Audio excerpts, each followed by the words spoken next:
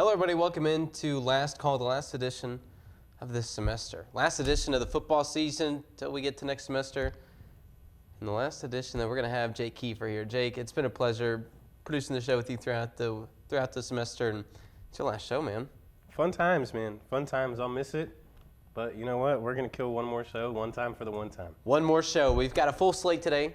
4 UIndy basketball games we have to go over. We covered those with UIndy TV, so we've got plenty of highlights to show you with those and a few lowlights as well. We've got some pro sports. We've got everything to cover today, including the Colts, playing 3 good quarters of football. So let's start with UIndy stuff. How about that? UIndy women's basketball came in 2-0 on the weekend. Don't look now, but they're starting to get hot. They look like a good team. They look good. They're putting together ball games. You know, they're finishing ball games from start to finish, and that's exciting. You know, they got a first-year coach. They've got a lot of transfers, a lot of new talent. They're really making it work, though. Let's take a look at some of these highlights that we had here. They won their first game 74-65 against William Jewell. Then they defeated Rockhurst 90-77. So 2 pretty convincing wins. They look pretty good. 2 conference wins at that. Yeah. So they're doing well in conference play. They forced 26 points off turnovers against William Jewell.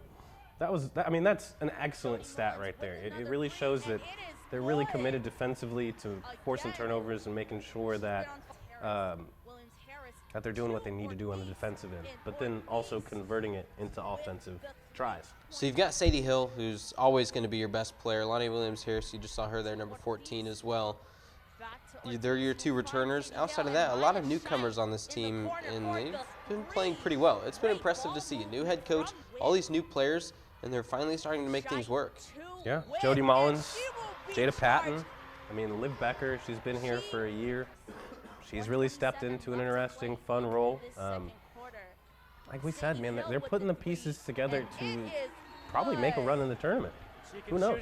There's a chance, like you said, and we don't know what this team's capable of. We've only seen the first couple weeks, and man, they have looked good. How about Sadie Hill, a rebound short of a double-double in both games, 19 points versus Jewell, 17 versus Rockhurst. She looked very good, and in that second game, it was just an impressive game from really both of those for her. How about Adalis Ortiz, though, against Rockhurst? She led all scores. She had 18 points, 6 rebounds, 3 assists. Really killed it. Switch over to the men's side of things. Great job from the women's side, UIndy women's basketball. We also covered both men's games, William Jewell on Thursday, Rockhurst on Saturday. Let's take a look at some of these highlights. William Jewell, the game looked pretty good for the Greyhounds. Not quite the same for Rockhurst, but it was just an interesting weekend. They split the pair. Yeah, that Rockhurst loss, though, the Hounds shot 17% from the three-point line. They just couldn't get anything going past beyond the arc. It was 2 completely different games, right? So the first one, they won 52. Reset.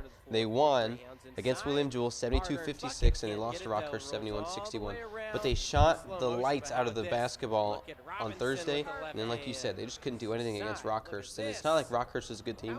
They came in with 3 or 4 wins. It was just a matter of they were kind of beating themselves.